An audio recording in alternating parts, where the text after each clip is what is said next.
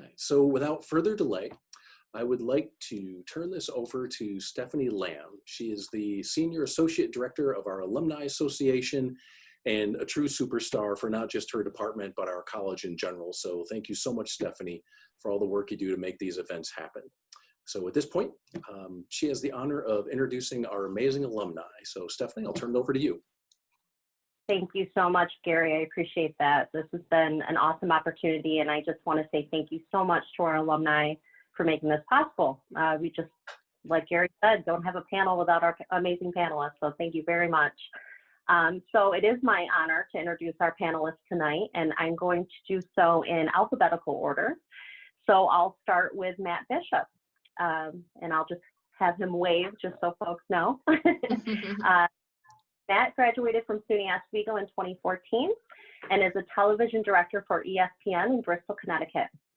He directs shows such as Jalen and Jacoby, Highly Questionable, and Golic and Wingo, amongst others.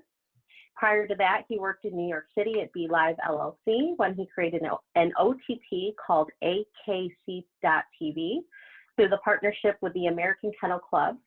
AKC.TV broadcasts, dog news and entertainment shows from around the country. During his time in Oswego, Matt was active at WTOP and was the general manager during the 2013-2014 school year. He also produced and directed the With Passion and Purpose campaign launch event after he graduated from SUNY Oswego in 2014. So welcome, Matt. Thank you for being with us tonight. Next, thank you. I have the pleasure of introducing Ann Wells Crandall. Ann graduated from SUNY Oswego in 1983 and is a sports executive, marketing leader, volunteer, a mentor, and a huge sports fan. Best known as a business builder with a fondness for a challenge, Ann creates and executes the commercial strategy for startups and well-established companies in sports and entertainment verticals. Her deep experience and expertise in driving sustainable growth is highlighted by her leadership roles at then startup DirecTV, the NBA, New York Roadrunners, and the reconfigured Big East Collegiate Conference. As the first chief marketing officer of the Big East Conference, Ann was responsible for building and implementing the commercial strategy for the league, including brand development, advertising and promotion, strategic communications, corporate sales, as well as content strategy and distribution. Prior to joining the Big East, Ann was the Executive Vice President of Business Development and Strategic Partnerships for New York Roadrunners and has held senior positions with the National Basketball Association and DirecTV. She was a member of the Big East executive team nominated in 2014 for Sports Business Journal's League of the Year. In addition, Ann was recognized as one of the inaugural Sports Business Journal's Game Changers Women in Business in 2011. And a member of the New York Roadrunner executive team that won Sports Business Journal's Event of the Year in 2010.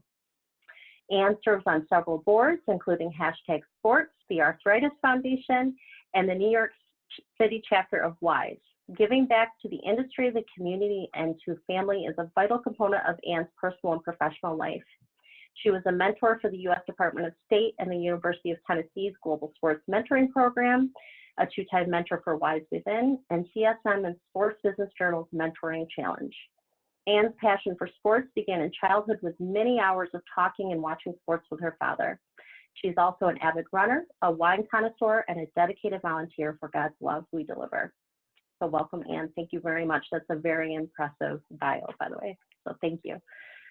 Okay, last but certainly not least, we have Donna Goldsmith, class of '82.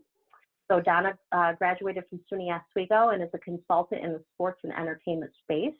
Most recently, she consulted for Betches Media LLC, a multi-platform media destination providing authentic, relatable, and humorous content and products for millennial women, as well as the Drone Racing League, the global professional drone racing property for elite pilots, and Chad and Jake, a baby and toddler sports licensed apparel brand.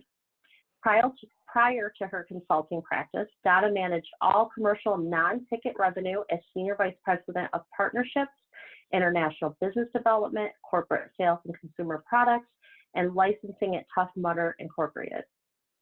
She also spent time at WWE, the NBA, and the New York, New Jersey Super Bowl host company, as well as earlier roles at Swatch, Blotch, and Revlon. At WWE, Donna was COO and developed and executed company-wide business plans, served as the face of the organization to business partners, media, and investors, and led the WWE executive team to 2 of their most profitable years.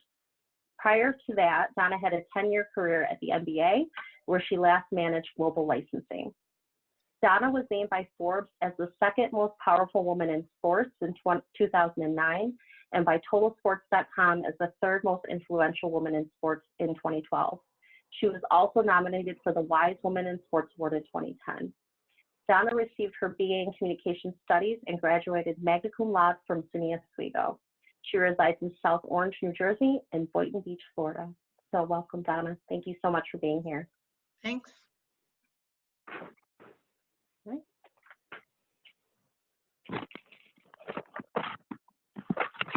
I described these bios for my son the other day, and he's like, "You're actually going to be interacting with these people?"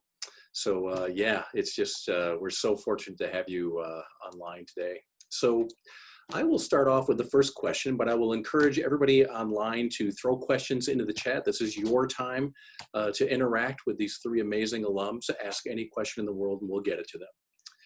So first question, and I'll stick with Stephanie's strategy of going alphabetical for now. So sorry, Anne, but you've all had incredible careers that continue to evolve to this day. What have you enjoyed most about your career in sports? And what have been the most challenging aspects of working in sports? Am I starting or is Ann starting? We'll have Ann start. Okay. I think what I've liked about the most is the relationships, that I've built, whether it's a broadcast partner like Fox or ESPN or NBC, any of the, sponsors that I've talked to. I think it's just been great to, understand different aspects of the business. And then, most of those relationships I still have, which is probably one of the most important things. I think the second part of the question was what's been the most challenging. Honestly, I think it's right now. The sports industry is in a precarious situation with everything that's going on. Not that it's different than a lot of other industries, but when you think about not getting people together in person, which is one of the best things about sports. So the sports industry is going through a really challenging time. I don't know if it's ever gone through something like this before. So I think I would say that's probably the most challenging for me. Great. And Donna? Oh, you want me to go?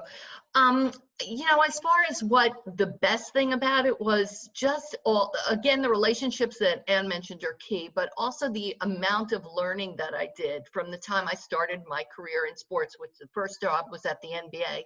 I was not a sports fan. Like Ann is a tremendous sports fan, and I don't know Matt, but I'm guessing he might have been a sports fan too. Yeah, I can tell by the jersey, Matt. So I was not a sports fan at all, and I fell into my job at the NBA after applying to a blind ad in the New York Times, which of course these young people don't even know what an ad in the New York Times looks like. So for me, the amount of learning and involvement in such a sexy career was more than I ever anticipated. And it was wonderful. I mean, from working at the NBA during the Michael Jordan and Magic Johnson and Larry Bird years to being at WWE with The Rock and Stone Cold Steve Austin, things that I didn't even know what any of that was about. I'll tell a very quick story. When I was interviewed at the NBA, the gentleman that interviewed me showed me a poster with about 70 guys on it. And he pointed to 3 in a row. Do you know who this is? I said, no. Do you know who this is? No. Do you know who this is? No. Then do you know who this is? It was Larry Bird. Okay, I knew who 1 was. And he said, look, we're going to offer you the job. We're not offering you the job because of your sports knowledge. Obviously, you had a good background. And I was one of the few that applied that hadn't been interested in sports. I had a career before at Swatch and at Revlon, and that's what got me there. So kind of an interesting story about not being a sports fan and getting in the business. The toughest thing for me in the business is personally definitely what Ann said now, but going backward in my career was being at one job that just wasn't right for me and admitting defeat. And that was the job at the Super Bowl host company. I did not like that job at all. It was working for a great brand, but the job itself was wrong for me. And admitting that that was wrong and walking away from it was very, very difficult because everything always went well for me. And this was hard. So I'd say those were the best and the toughest. So for me, I've only been working at ESPN since January. As much as the American Kennel Club, dog shows and that, I don't really consider that. I think that was like my minor league training in sports. But what drew me into the sports realm was the team building aspect of it and the teamwork that goes into it. Much to Ann's point, the relationships that I've been in newsrooms, I've been in entertainment rooms, I've been at fashion shows, I've been at sports control and sports productions. And to me, there's nothing quite like the energy and the camaraderie in a sports production, a sports atmosphere. And that's really what I love most about what I'm doing now and just what I've been through. But at the same time, it's also the impact sports has on people and the country and even the mood that people are in throughout their days. Probably the coolest thing that's happened to me so far is when the Black Lives Matter movement was really at its peak this summer and, everybody was talking about it. I wish that conversation was still going on as much as it was then. But right when it started, I was directing a Jalen and Jacoby episode, and Jalen Rose made some great points. And it ended up on social media, and LeBron James retweeted it. So seeing an athlete like LeBron James retweet something that I worked on was really like just the coolest moment for me. I wish it was a better topic we were talking about. That he was recognizing our work, but just to see the impact that we were having on the topic was incredible. And I think what we're all going to say is the most challenging thing has been, this year. Like I said, I started at ESPN in January, and on March 13th, they said, go home. We don't know when you're coming back. And so I sat on the couch for a month and a half until, there were rumblings that they wanted to try work from home methods and things like that. So I figured I was one of 3 directors who was directing from home all summer. And we got to figure out how to do that and keep shows and bring shows back that we had lost. And so it was really challenging, but it was probably the best summer I could have had given the circumstances. So this next question is a bit heavy, but it's a good transition since we're talking about the current times right now. All of our students have had to adjust their lives considerably to remain successful during this pandemic. What advice would you have students at this point? They're struggling with internships vaporizing, summer jobs vaporizing, their ability to gain experience and bump their skill set up in this environment has been impacted. Yet, their dreams of being successful and launching as high as possible when they leave Oswego has not been impacted at all. Those still exist. What advice would you give our students as they currently go through their college years? What can they do now to elevate their brand and to bump up their skill set if it's not so much that typical path that most people take, get experience, volunteer, summer jobs, those kinds of things? Go. I think what I'm going to say to any time, not just now, but maybe more so now. I didn't start in sports. I didn't start in sports. God, I don't know. That after I got out of school. But one thing that I always did in every job was, I really, on the curiosity that I had about everything, what Donna said about learning is really appropriate. I really figured out something I didn't know and what I thought I should know if I wanted to pursue, my career. It started in direct marketing, and I'm lucky to find my passion for marketing. But I think really analyzing what you do know, what you don't know, and then figuring out what you don't know and how you can learn it. I mean, there's so many free courses now that you can take. I've probably taken 28 online courses in the last year, and it's really helped me. Number one, something to do and something to say. What are you doing? And I think you can volunteer. I mean, there are a lot of projects that you could work on. A number of people are scared about hiring people or perhaps giving them an internship, but if there are things that you can do to volunteer that you can also let people know on your resume that you've done it. I think that's, really important. I'm a big fan of the word network because I think a lot of people throw that out, but I think a lot of people don't necessarily understand how to network. But this is a good opportunity right here. I mean, you've got Matt, Donna, and I would say every single one of us, I'm not going to speak for you, I know I can speak for Donna, we'll talk to you. We'll answer any questions you have. And there's a lot of people there who really do want to help you, and I would strongly suggest doing, because you just learn from every single conversation, and hopefully every conversation leads to another conversation. So there's a lot that you can do, but you have to really make a commitment to do it. Yeah, I think that what Ann said is on the money. I had scribbled some notes. I mean, other things you may want to do is just start blogging, get your name out there. Ann talked about networking. I was always very hesitant, and considering that most people can't shut me up, I was always very hesitant to reach out to people when I was still in college.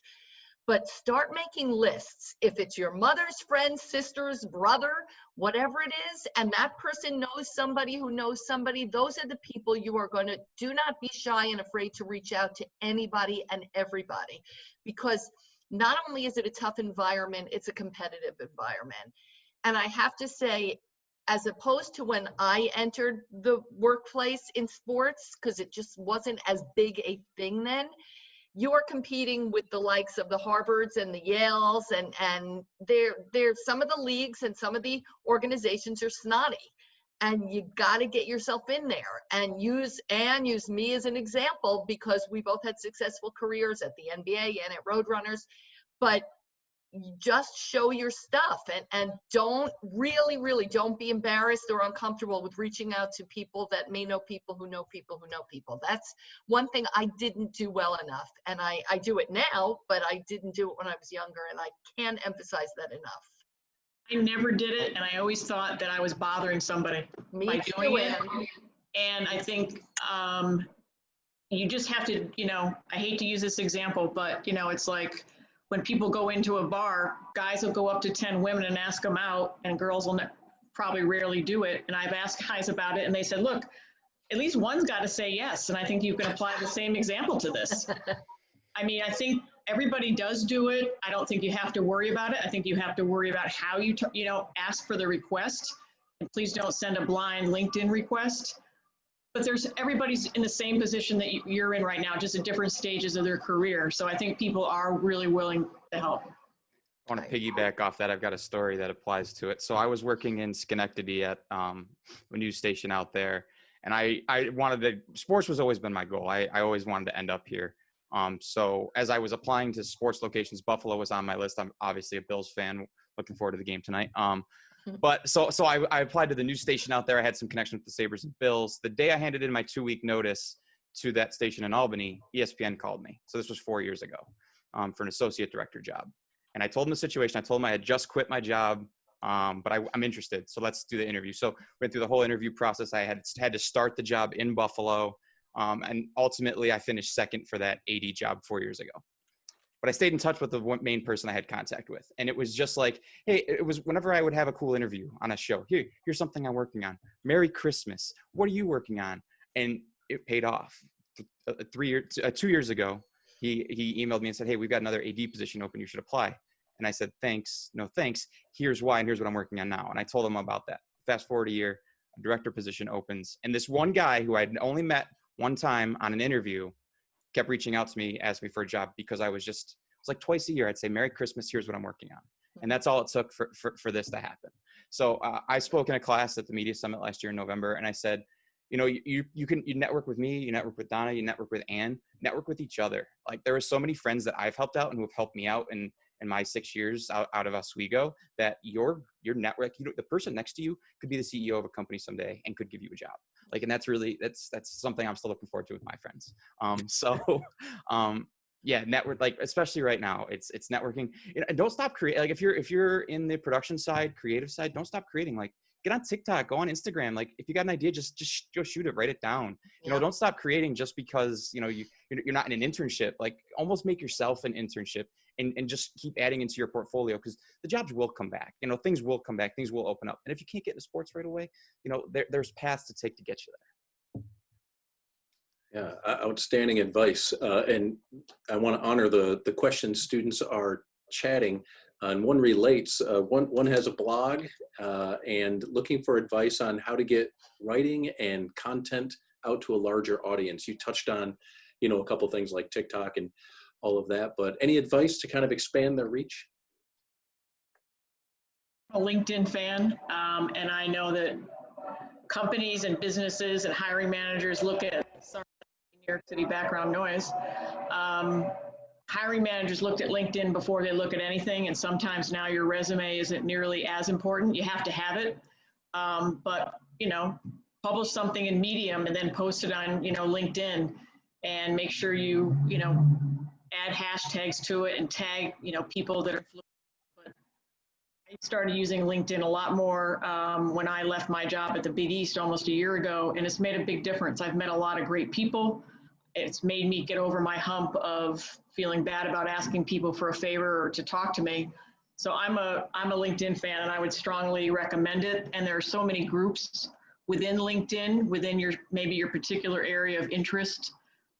Or, you know, if you still have an interest in broadcasting, for example, but you're not taking as many courses in it, join a broadcasting group. I think those are just a number of ways that you can get the word out there. Yeah, to Ann's point on LinkedIn, I'm at the back end of my career now, and I elected when I left Tough Mudder to do my own thing at my own pace, and because I think I'm older than most of the parents on here at this point, but LinkedIn has led me to several consultancies where people have seen my LinkedIn profile and they've contacted me, and that's great, because I don't want to work full time anymore, but getting these opportunities that are coming to me has been fabulous. And it's all through LinkedIn, to Ann's point. So I think that's a really good point she brought up. And when you're creating, just keep creating. Like even if nobody's reading it, just create it. You're practicing your craft. You're honing your voice. So it's just like specifically with this blog. Whenever you put a post up, you know, put it on LinkedIn, put it on Twitter, link to it on Instagram. You know, it takes a long time. It's not an overnight success thing. Nobody does that. You know, not even like your Twitch superstars who can pull 3 million people for 6 hours watching video games. Like those people worked up to that. So just it's quantity and it's honing your quality, and just pushing it out through your social networks. I would also say too to that, you have to be your own person. I remember when I first started focusing on LinkedIn about a year ago, there was somebody on LinkedIn who's very well known in the, you know, the sports industry. She must have posted like 10 times a day on LinkedIn, and I just didn't understand it. And I just could never do that. So I only post something on LinkedIn when I think I have something to say and I think it's worthwhile. So you really have to be your own person. Don't think that you have to be exactly like the 10 other people that are there. You really have to do it authentically. And I think people understand that too. Another question came through from a student.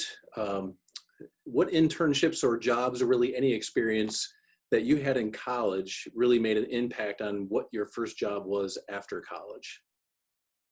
Well, you're going to laugh at mine. I mean, I was working in a different time and place, and this is not an internship. It was a class I took off, not at school. It was a typing class. And back then you had to type to get a job, especially unfortunately for women to get in if you weren't an accountant or you weren't a computer science major. And so because I was an extremely fast typist, I got my first job at Revlon, and I was an assistant there, but I moved up within 8 months and was an assistant something or other, operations executive, as they called me. So as silly as that sounds, and especially right now when things are so crazy, take a class that's outside your comfort zone. And again, I think Ann said this or Matt said it before, you can get into sports eventually, but start somewhere else. Now I'm a little different because I wasn't a sports fan, but I started my career in cosmetic marketing. I went into the fashion business, then I went into Swatch. I didn't love cosmetics. Swatch was fun, but then it took me to the NBA after that. So I just say, perhaps there's something, if it's not your be-all end-all, that will help you get to your be-all end-all. And I did do some internships. I was a TA in a debate, an argumentation class, which was very helpful to me just in general in interviewing when I got out of school. And I also was, I don't know what they called it then, but it was the group that helped secure concerts on campus. And I did that as an internship as well. But it was really the argumentation and debate class that helped me a ton when I got out of school. Between that and my typing, it was very helpful. I took so many internships, we talked about it before, because back then the communications major was very broad. You know, you either went into interpersonal communications or language communication. So I took internships to really figure out what aspect of communications was I the most interested in. I worked in the PR office. I was a reporter for the local radio station. And I must say, it was a huge scoop. I had to go down to the police station at 4 and 5 o'clock in the morning, look at the police blotter, and then get the story, write the story, and then gave it to the on-air talent. And she, read it over the radio.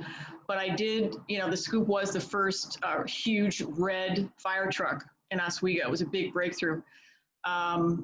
Then I also was a ad salesperson for the Fulton County News, I think the newspaper was. I was an assistant to Dean Potham way back when, broadcasting dean. So I took so many, and actually my first job out of college was in direct marketing, and I got the job over somebody else because I had so many different internships. So they looked at it and said, you have a lot more experience than most of the entry-level people coming in here. So the internship helped me figure out what I didn't want to do and what I was interested in, and it got me a job. So I had an internship with the alumni office my senior year, and then I got hired by the alumni office a few months later. So that worked out really well for me. But what I think, I had multiple internships. I worked at Channel 9 in Syracuse, and I worked at ABC in New York City. The difference between the three was my first one was in production. My second one was in studio logistics and budgeting. And then my third one was, it was another production one, but it was with more of a focus on post-production.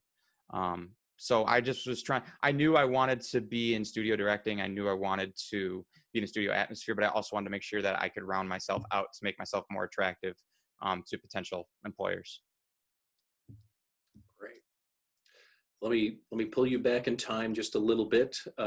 Favorite Oswego memory? I know you've been asked this before, but yeah, what would it be?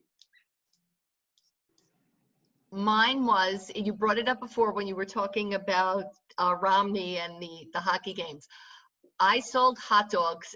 I was a very big business entrepreneur. I sold hot dogs and soda at the field house. And it was one of the first times that they had people setting up for, we came up with this convoluted way. We went into the stands, who wants a hot dog? And then we brought them back down because by the time we got them to the stands, they were cold. So it was so much fun. And I did the RA thing. I mean, I have such wonderful memories of my time at school. Really just a fabulous experience. I had like three. Mine was, I stayed up every summer, and I think Oswego is one of the most beautiful places in the world in the summertime. So I'm really glad I did that. And I paid for my own school. So I had a number of different jobs, and one was working on campus at the sub shop. And that was a great job. Not that it paid a lot, but I got to meet so many people that I probably would otherwise never have met. And also a bartender at Old City Hall on Water Street. And that was another opportunity to meet people, but also another opportunity to pay for my own school. And I ended up becoming the manager of the bar by my last summer there.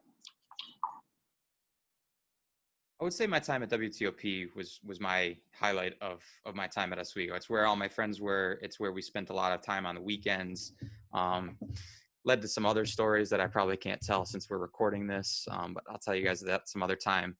But just really like from you know, when I started at WTOP, we were in standard definition. By the time we left, we were doing high definition hockey games from like Babson, Massachusetts. So like just to see where we could come in those 4 years, and my friends and I, you know, we don't talk about it like, you know, stuff like that anymore. But every once in a while, we'll see something that reminds us of those times, and it's just cool to be able to remember that and how we all shared in that, and that's really where, you know, this all started for me. So I think, you know, of course, I miss the Oswego Sunsets. For me too, my dad graduated from Oswego, so I knew about the Oswego Sunsets ahead of time. I knew about Ruby's ahead of time, and took trips up there every summer for the first 22 years of my life. So I miss it because it's not something I have, you know, at my disposal anymore, just being 45 minutes down 481. Nice. So we've had a couple of questions that are pretty specific. You know, how do I go about breaking into the WWE, or, you know, I want to get into radio and television. Do I do that directly? I'm gathering that in some ways it's more of a come at it from a sideways perspective, build your skills in lots of different areas and then come in at some point. But I'll let the three of you kind of address that. Well, for the WWE, for me, I came in through a recruiter, a headhunter. I mean, I was coming in at a senior job level, but I will say they post jobs, specifically speaking to World Wrestling Entertainment. They post jobs all the time on LinkedIn, and they post entry-level jobs. So to Ann's point, keeping an eye on LinkedIn for WWE is really important because they use that as a prime recruiting tool for junior people. You know, for me, it was very different because one of the big recruiting firms called me. We have a job in Stamford, Connecticut. We can't say the brand name. And I said, yeah, I know it's that crazy wrestling. I'm not going to work at that lunatic asylum. 10.5 years later, I left there. But I would say just, yeah, keep your eye on what the ultimate prize is by looking at it on LinkedIn and Indeed and any of the other sites that have entry-level jobs. I thought I had a go ahead, Mac. Go Sorry. ahead. I thought I had a path like all laid out in front of me. Like, this is how I'm going to get to ESPN, and I'm just going to do this, this, this, and this. And I never would have imagined the path that I ended up taking, you know, starting in news, going to the dog show world, and now, you know, going to ESPN. So none of that was in my plan. It just all kind of happened, but it happened because I knew I wanted to be a director. So I took jobs that were in directing or related to directing, and just kept trying to get myself, you know, better at what I do and what I'm supposed to be doing. And just let that translate. Let my work speak for itself, pretty much. And so that's my advice. So I have a quick story. So as I said, I started off I started in direct marketing, then went to the magazine business in the same vein in terms of getting new subscribers to the magazine. And I was hired by then startup DirecTV. So I started there July of '93. We went into business a year later. So I went to people who drop a subscription, put an 18-inch satellite dish on their roof, and go to a consumer electronics store, buy it, and then buy DirecTV programming. So it was very, very easy to tell that story. And then DirecTV acquired the out-of-market rights to the NBA and the NFL. I was in my office sitting at my desk, and I literally heard my two male bosses outside patting themselves on the back, talking about what they just accomplished, and they said, now we just got to hire a guy, and those are exactly the words they used. Now we got to hire a guy to manage those relationships with the NFL and the NBA. I didn't think about it. Literally, I jumped out of my chair and walked out and said, I'm going to do that job. They rolled their eyes, looked at me, and they said, Ann, what are you talking about? And I said, look, I'm the director of acquisition. I did the same thing in the magazine business. I brought a customer in, renewed them, and then upgraded them to other magazine products. It's the same thing. It's a sport product. They kept looking at me, and I said, okay, look, I'll do both jobs, same salary, and I'll convince you that this is a big business. That ended up being 95% of my job. I worked with all the 4 sports leagues, and then 2.5 years later, the NBA recruited me back to New York, and that's how I got my job in sports. So it wasn't planned at all. I just saw an opportunity and I took it, and to be honest, I didn't even think about it. I just did it.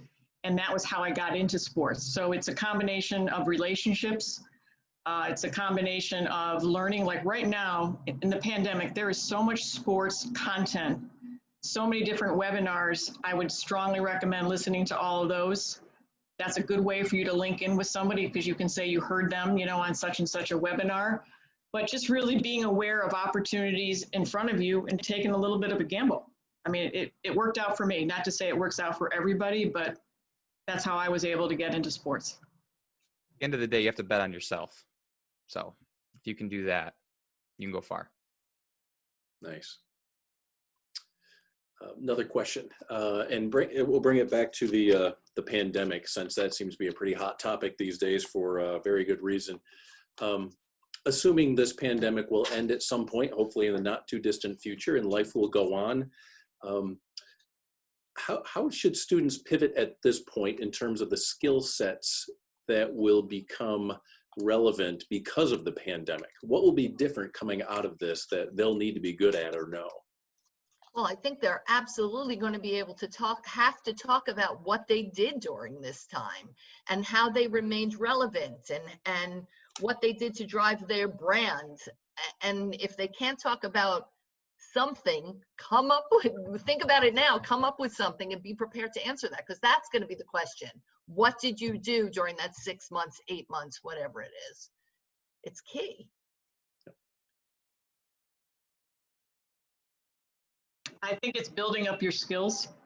I would look at, the job descriptions that you see posted, look and see what, requirements looking for, what experience they're looking for, figure out what you don't know or what you need to know, and then, start learning it. Again, there's so many, LinkedIn has so many free courses. You have to upgrade to the premium. It's $4.99 a year, but it's worth it.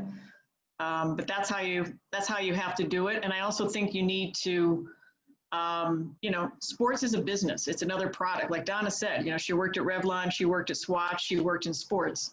If you understand who the customer is and how to find them, you can do sports, but you don't have to necessarily do it exactly like we've been talking about. But what are the skills that a sports marketing job requires? And then see if you can apply those skills to another, industry.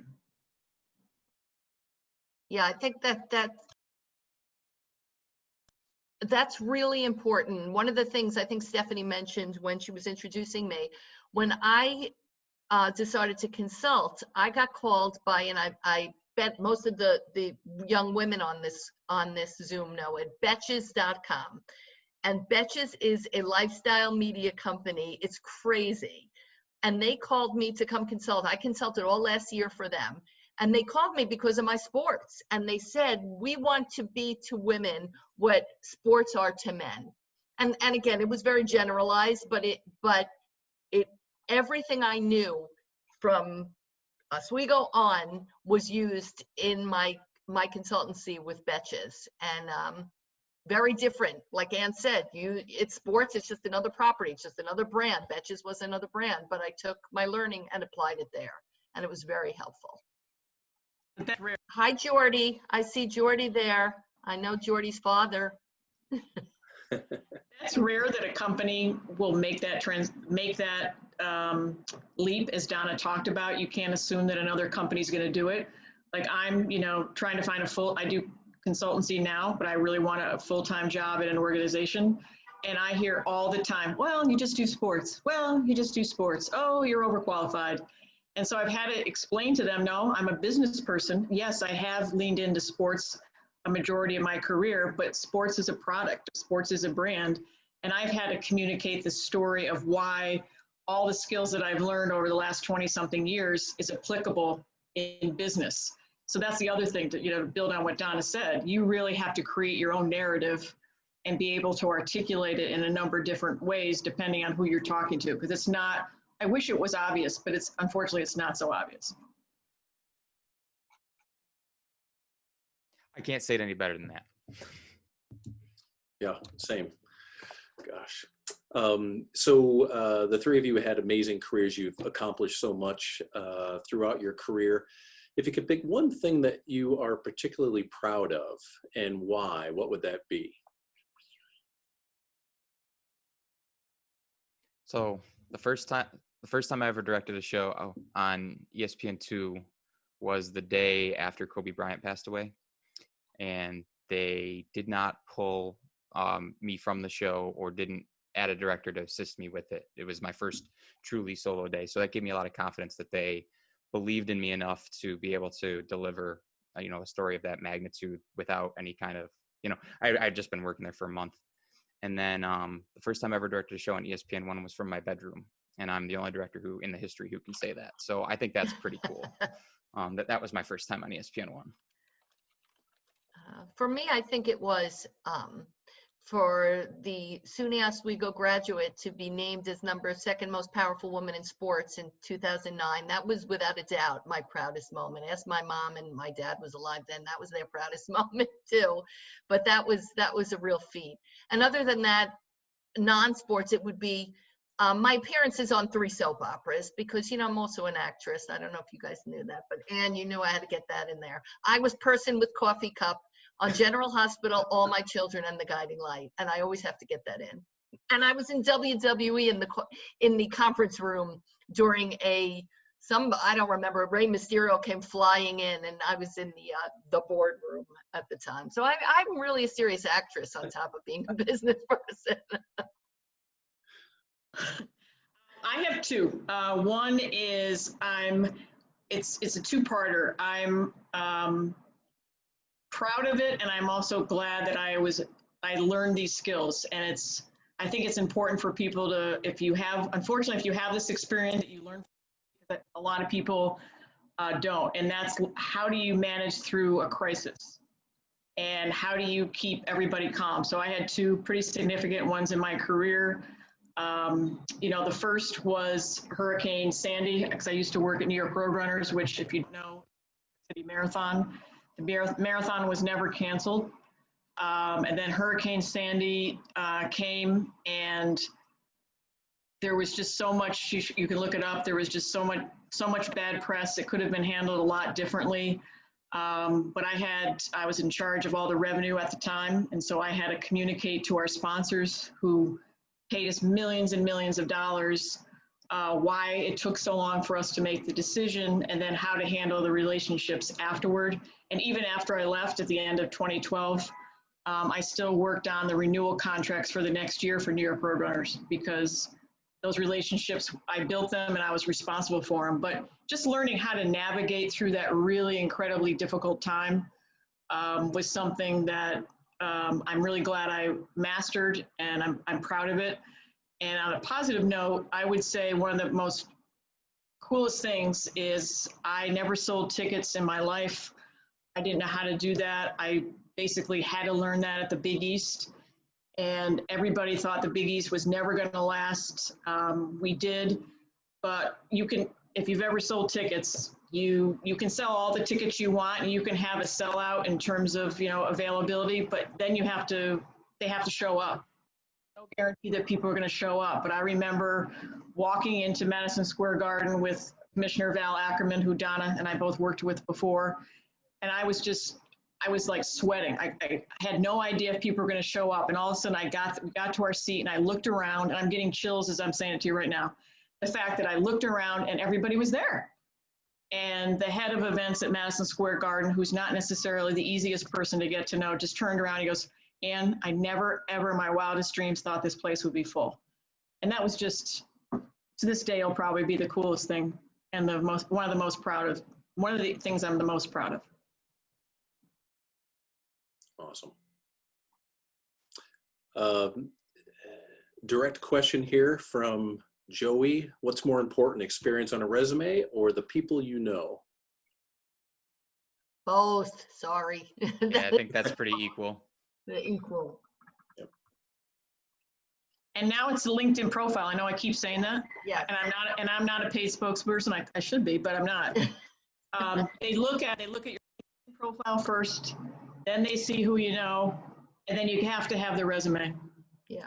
And I've learned this the hard way, and it sounds ridiculous. You do have to apply for the job. You may never hear from these people again. Oh, such a good point. Yeah. Because I was so qualified for this one job a couple of months ago, and I just didn't take the application process seriously enough, meaning I had 5 people who knew me. I was perfect for the job, so I applied like 2 days after that, and they called me and they said, "Oh, I'm sorry, your application came in late. We closed it." And just because of that, they didn't interview me. So everybody, a hiring manager has all the leverage right now, unfortunately. So you just have to do all of them. Like Donna said, I wish it was just one or two, but you got to do all of them. And I think a point you just made, Ann, is really important, and people have to develop a thick skin. You are not going to hear from 8 out of 10 things you apply for, maybe even 9 out of 10. And you just got to let it go, and you move on and you keep applying. But people are just not considerate, and maybe because they're overwhelmed, they just don't respond. And it's just typical. So you have to be prepared for that. Quick story. So I was working at the alumni office in Oswego for 6 months after I graduated. When I got home, I was moving back in with my parents' house, and I said, I'm only taking a job in sports, and I'm good enough to do it, and that's all I'm taking. I lived with mom and dad for 2 weeks, and I said, get me out of this house. And that's when I applied everywhere.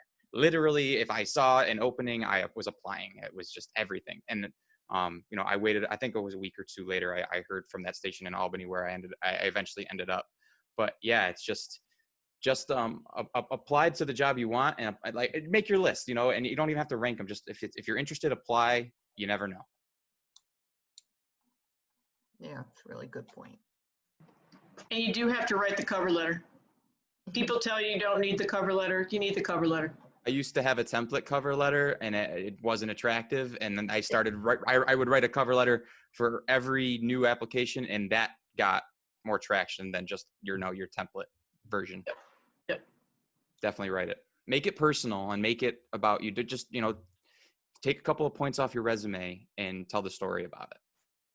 And not too long. No. They don't want to read it. And make sure your resume and your LinkedIn profile are pretty similar. And no typos. Yes. Yep, you are talking my language with LinkedIn. We scream it from the rooftops as much as we can here. So practically tearing up listening to you talk about LinkedIn so much.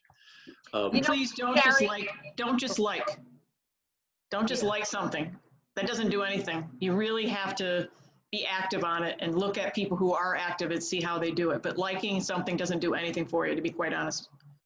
The other thing in talking about social media is be careful what you're posting on your Facebook page, because everybody can see that. And young people sometimes, unfortunately, post things that in hindsight, they wish they didn't post. But people look for stuff, and it's a competitive marketplace. So just be appropriate. You can't, look, you're going to have fun. You're going to post your friends. You're going to post school stuff, but just be careful. Just be a little bit more careful.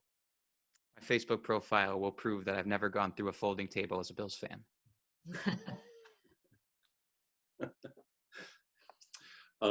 Worst job you've ever had, and what you learned from it that made you better going forward. We don't have to say the name of the company, do we? You do not. Okay. So I took a job. I didn't really want this particular industry, but I had just gotten married. My husband was from California. He wanted to move to California. So not a great move, but we got married. 3 weeks later, we moved to California. Neither one of us had a job. So I took a job that I didn't necessarily want, and it was in an area that I have no expertise in. Not expertise, just it's not relevant to me at all. And I could do the job literally in an hour. And I had to drive from LA to Burbank. Yeah. And within 1 month, I knew that I couldn't do the job because it was just so easy. But what I learned from that was that whatever I was working on, whether it was a product or a property or an organization, it had to be relevant to me. If I didn't, that would be the only thing that would prevent me from not taking a job unless the situation was, different. But that enabled me to know the type of questions to ask on an interview and the type of cultures that were really important to me. If I didn't have that opportunity, I wouldn't realize how important relevancy was for me in any job that I had. When you go on an interview, the company is not just interviewing you, you are interviewing the company. So I was looking to change news stations, and I went on an interview, and it was the worst interview I've ever had. And it wasn't not how I did an interview, it's how the company did an interview. I walked in, and the manager of the department acted like he didn't know I was going to be there that day. The lead director was out on vacation or something. So it was the person who interviewed me was just the most senior person in the department. And even I met the manager in the hallway, and he said, "I don't have time to talk to you." And he walked away from me. Mm-hmm. And so I got on the recruiter called me a week or, a few days later, however it was. And I said, "I don't want to work there." And they said, "Why?" And I told them that story. And I said, he didn't, I don't want to work for you guys. I don't care if you want me. I ended up working there. I think because I didn't want to work there, they offered me more money. And at the time, that was attractive to me. But what I learned from it, and I had a terrible time at that station afterwards because of the relationship I had with the manager. It just never, it wasn't good from the get-go. And I should have known that from the interview. So it taught me that don't just take the job because of the money. Take the job because it's a good job and you want to work there and you want to be there, and not just because they're offering it to you. And I told the story before how I worked for the Super Bowl host company, and it was just not the right job for me. And for that reason, like I said, it was hard to walk away, but it wasn't right. And that was hard, but it was a job I really didn't like and didn't use my skills well either.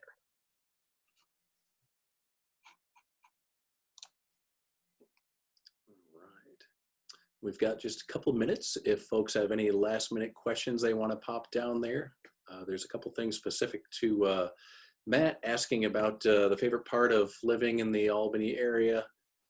We had a really good time going to the track out there. We would go a couple times in the summer just to watch. I don't know horse racing. It's just fun to go watch the horses and dress up a little bit and, that kind of a thing. We always had fun in our time in Saratoga. Nice. I know Kyle is looking to get a job in the front office of a sports team and wondering how he makes that happen as soon as humanly possible, I assume. I think it's the same answer we've been saying to all of these things. Just get your resume together, get your LinkedIn profile together, talk to everybody you know, do all the research you can, read everything you can. I think Ann said it best before. If it's sports, if it's cosmetics, it just show your brand. That's what you have. And that's what makes you different. What makes you different from everybody else applying for that same job? Be prepared to talk about your brand and who you are and why you should be the one to get that job. So Marketing 101 is your unique selling proposition. And I think you have to apply the same, Marketing 101 to yourself, as Donna, just said. But the other thing is sports marketing and marketing in general is very broad. And if you're not working for an organization that's a marketing company, sometimes it's not what you think it is. So, if you're interested in the business side of sports, then learn what the business side of sports is. Can you manage a P&L? Do you know how to put a budget together? Do you understand what it's going to cost to produce a podcast? I mean, I'm making this up, but really understand. If you want the business of sports, then understand the business of sports. If you want the production of sports, understand what that is. But I think you really have to figure out what you like about sports. Like, why do you want to go to that team? Is it because it's your favorite team? Or is the team expanding and they're opening up a new arena and you want to work on the arena? But I really think about why you want to work for that team and then what you have to offer that the team would say, oh, wow, that person has the experience that we're looking for. I wouldn't focus on just working the team. I mean, my interview at the NBA, I remember I asked David Schreff, Donna, I said, when are you going to ask me about my sports knowledge? I mean, I was really proud of the fact that I knew so much about sports, and he rolled his eyes and he said, and we don't care if you're a sports fan. So right, that's how it was with me too, Ann. I work with directors who don't like sports. I mean, I don't agree with that personally, because I think you are a better marketer if you know the product. But the point is, they're not going to hire you because you like the team. Right. So you really understand why you want to go there. Yeah, there were a bunch of young people that were in an internship program in WWE. This is years ago when I was there. And they had a meeting with Vince McMahon. And Vince asked them why they wanted to work there. And half of them said, I love The Rock. I love Stone Cold Steve Austin. I love the Divas. And he crucified them. He said, we don't bring you on here because you're a fan. And you know, Vince McMahon, he's a little bit crazy. But he was also being a little bit of an actor in with these kids. But it was exactly what these guys are saying. You don't want to say you're there because you love the team or I love basketball. It's just not the right answer. It can be one of your answers, but it's not the only answer. I technical directed a handful of Buffalo Sabres games and didn't love it because I couldn't watch the game because I'm a fan. So really something to think about. Yeah. When the Knicks, this is when the Knicks were good. That's when we're today. So the Knicks, it was the 98-99 season. It was a shortened season because we had the lockout. And the Knicks got to the finals, and they were playing the San Antonio Spurs in the Garden, Game 5, and I'm a huge Knicks fan. And so my boss at the time gave me her tickets, and they were like center court, like 3 rows up. I was so excited. I even forgot I worked there. All I cared about was I was a fan.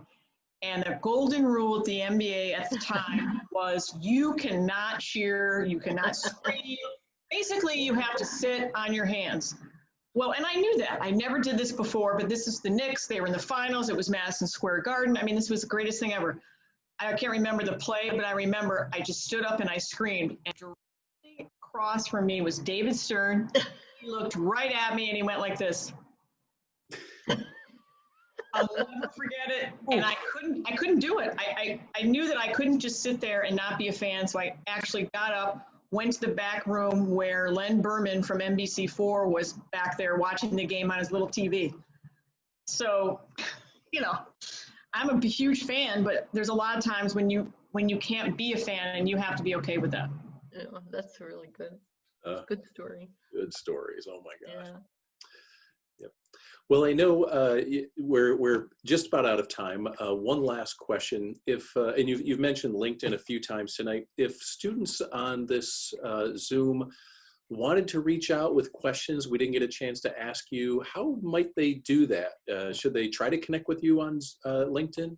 Yeah. Sure. Yes. And my email's fine too. Yeah. Yeah. A bunch of them already have it.